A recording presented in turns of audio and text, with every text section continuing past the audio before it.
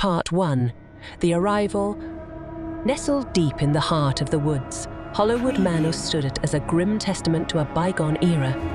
The mansion had been abandoned for centuries, its ominous facade barely visible through the overgrown thicket that had swallowed it whole. Its once grand columns, now cracked and crumbling, seemed to whisper of a past fraught with secrets and malevolence. No one in the nearby village dared to venture near it after dark. Folklore and legends surrounding the manor had rendered it a place of dread and despair, shrouded in ominous stories of hauntings and curses. However, Catherine, a young journalist, was never one to back down from a challenge. She had heard the stories, but her thirst for adventure outweighed her fear. Catherine's fascination with the supernatural had led her to Hollowwood Manor, drawn by tales of the restless spirits said to inhabit the decaying halls. Armed with her camera, a notebook, and a determined spirit, she set out on a misty autumn afternoon to uncover the mysteries that shrouded the manor. As she pushed her way through the underbrush, the woods around her grew darker, the trees closing in like silent sentinels. The only sounds were the rustling of leaves and the faint echoes of her own footsteps. The air grew chilly, and a shiver ran down Catherine's spine, but she pressed forward. The mansion came into view, and it was as eerie as the legends had claimed. The sprawling edifice loomed like a shadowy behemoth against the grey sky, its windows staring blankly into the forest. Catherine marvelled at the architecture, even in its decrepit state, but the sinister aura it exuded was inescapable.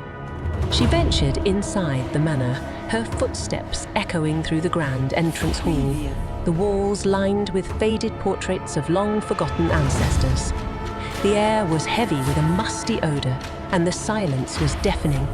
Catherine hesitated but continued her exploration. Part 2. The Unearthly Presence. Catherine's investigation led her deeper into Hollowwood Manor. She ascended a creaking staircase that seemed to groan under the weight of time. The upper floors were in an even more deplorable state, with peeling wallpaper and floors that threatened to give way beneath her feet. She came to a corridor with several doors leading off it, and she chose one at random. The door she pushed open revealed a long-abandoned bedroom. A four-poster bed, draped in tattered curtains, dominated the room. Catherine approached it, her camera ready to capture any paranormal activity. She felt a strange chill in the air, and a flicker of movement in the corner of her eye made her whirl around. A shadowy figure, tall and gaunt, stood in the doorway, its eyes gleaming with malevolence. Catherine's heart raced as she raised her camera, but when she looked through the lens, the figure had vanished. She was alone in the room once more. Torn between fear and curiosity, Catherine decided to continue her investigation. Each room she entered seemed to hold a piece of the manor's dark history.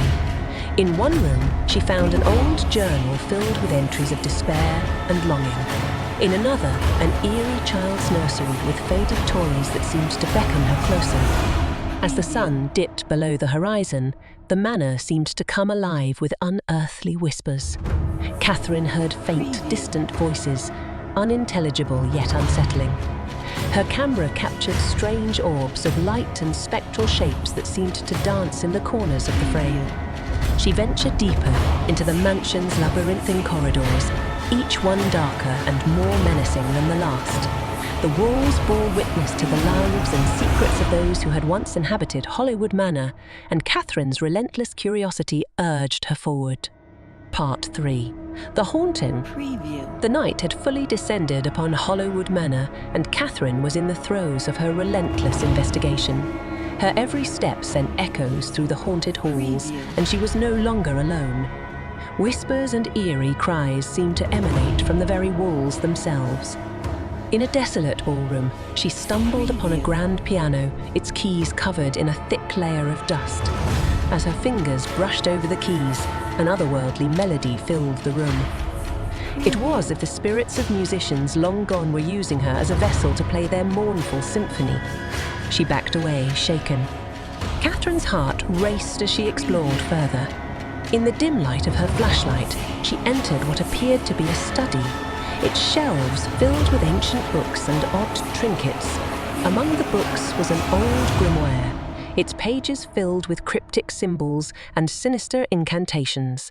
The room grew colder, and the air seemed to thicken with malevolence.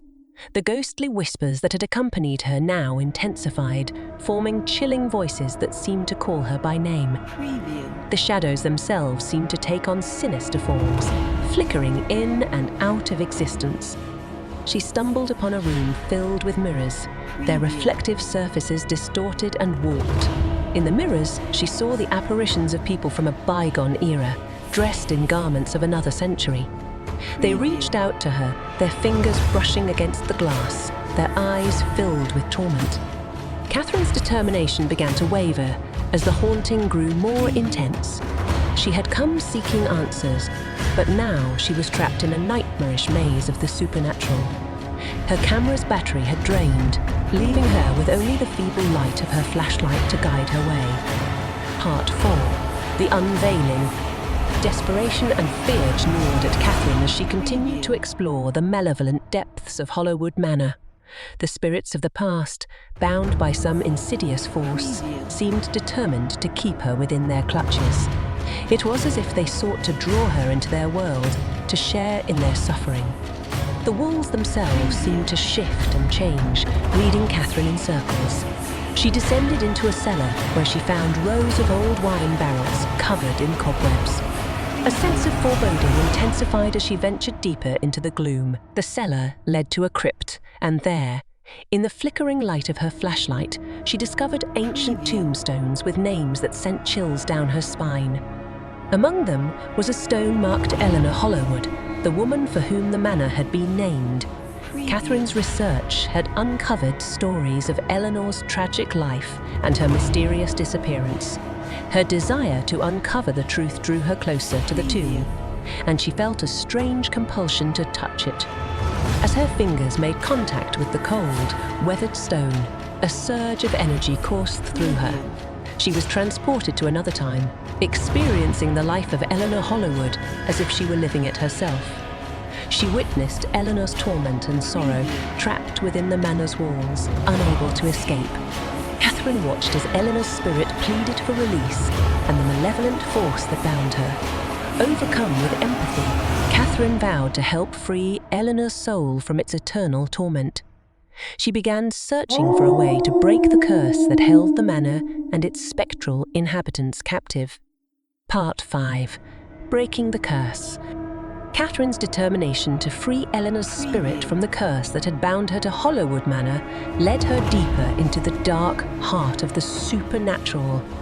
She scoured the mansion for clues, seeking the means to end the torment that had plagued the manor for centuries. Her journey took her through hidden passages and secret rooms, each filled with the echoes of the past. In one chamber, she uncovered a long-forgotten ritual that promised to break the curse. The instructions were cryptic and required rare ingredients, but Catherine was undeterred. She was determined to end the suffering of the restless spirits. With the grimoire she had found earlier as her guide, she gathered the necessary components and conducted the ritual. Candles flickered, and the air grew heavy with anticipation. The very walls of Hollowwood Manor seemed to tremble as she spoke the incantations, her voice echoing with power. The curse fought back, with spectral apparitions swirling around her, trying to extinguish the candles and disrupt the ritual. Catherine's resolve was unyielding, and she pressed on, reciting the incantations with unwavering determination. Suddenly, a blinding light enveloped her, and the room seemed to collapse in on itself.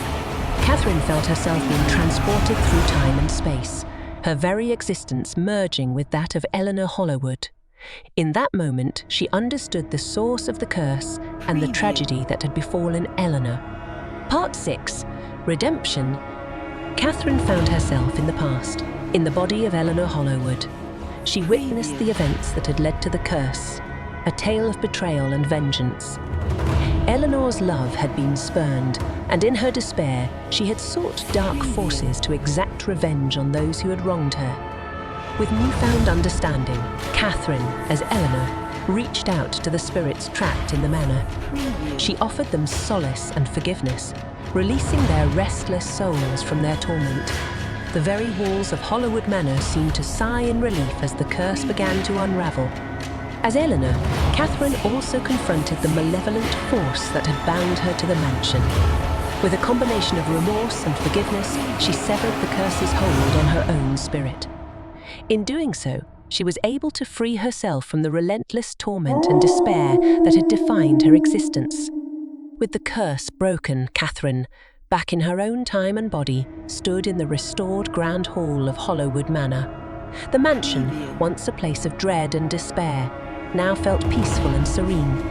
The spirits that had haunted its halls were gone, their anguish finally put to rest. Epilogue: The Forgotten Legend. Catherine had uncovered the dark secrets of Hollowwood Manor and had brought closure to the restless spirits that had haunted it for centuries. She documented her experiences, sharing the story of the manor's redemption with the world. The village near Hollowwood Manor was no longer afraid of the mansion. Instead, they embraced its history and celebrated its transformation from a place of horror to a symbol of redemption. The manor was restored, and its doors were open to the public as a museum, a testament to the power of forgiveness and the enduring nature of legends. Catherine's journey into the supernatural had been more harrowing than she could have ever imagined, but it had also been a journey of discovery and redemption. Hollowwood Manor, once a place of nightmares, had found peace, and Catherine had found her place in the world as a teller of forgotten legends.